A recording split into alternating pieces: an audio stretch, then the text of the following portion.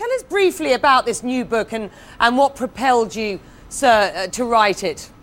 It's called The Greatest Show on Earth. It's about the evidence for evolution. My previous books have assumed that evolution is true and looked at various aspects of them. This is the first of my books that's really laid out a complete list of the evidence as to how we know that evolution is a fact. Okay, what sort of reaction have you had so far, if you don't mind me asking? Very good reaction. It went straight to the top of the British bestseller list. It's been on it for 2 weeks now, and obviously selling extremely well and getting very good response. Well done you. I gave you a good old marketing push there. So let's move on. From our viewers tonight, and as I say, lots and lots of questions coming in. No surprise there. Pi wants to know, is it human nature for man to seek his origins? I think it's possibly human nature to be curious. We do have big brains. We have an emergent consciousness, an emergent curiosity.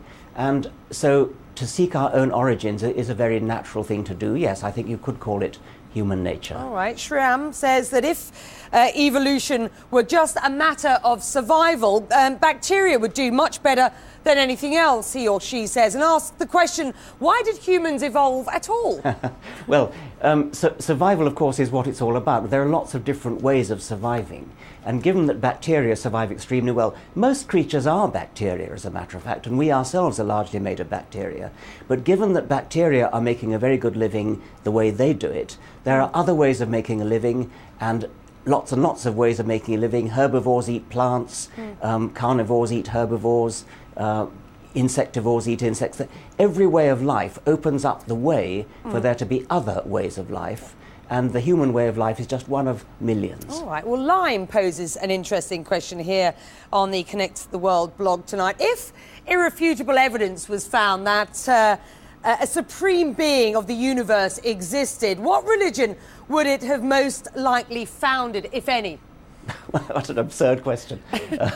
How on earth can I answer that question? I think that if evidence for a supreme being were ever discovered, the supreme being would be so much more supreme, so much grander, so much more intelligent than any religion has ever conceived of. It would be something far, far better than the paltry, puny productions of existing religions. All right, I'm going to move on here. I'm going to whip through some of these. Keep the answers short, if you will. Fascinating stuff. An Arabic atheist, no name given, so let's call them just atheists, supports your views and wants to know what you think is the best strategy to, in his words, penetrate the iron curtain of the closed Muslim mind. His words, of course, not ours.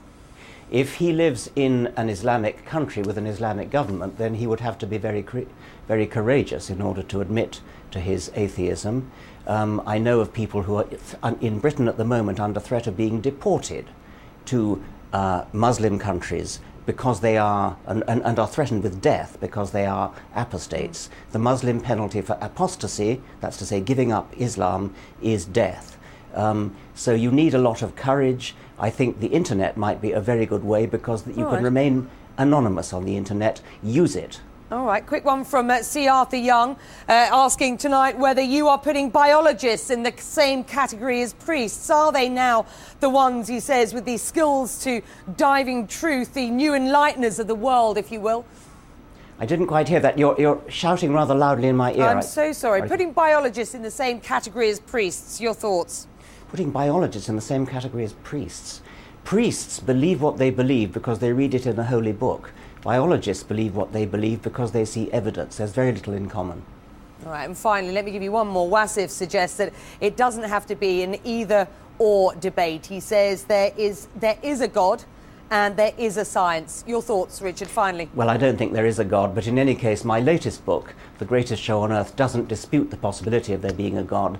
It's all about evolution and creationism, and it can be read without disagreement by any religious person, because the sensible religious people, at least, also believe in evolution. And Richard Dawkins, with that, we leave it there. We thank you very much indeed. Thank you very much.